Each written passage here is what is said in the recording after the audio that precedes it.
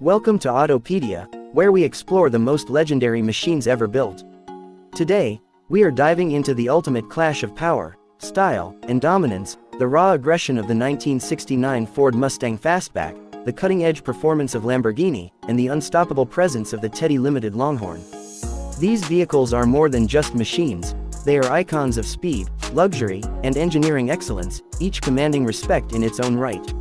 The 1969 Ford Mustang Fastback stands as one of the most revered muscle cars in history. Its aggressive design, long hood, and sloping roofline make it instantly recognizable. The bold front grille, with its centered Mustang emblem, is flanked by dual headlights that give the car a fierce and commanding presence.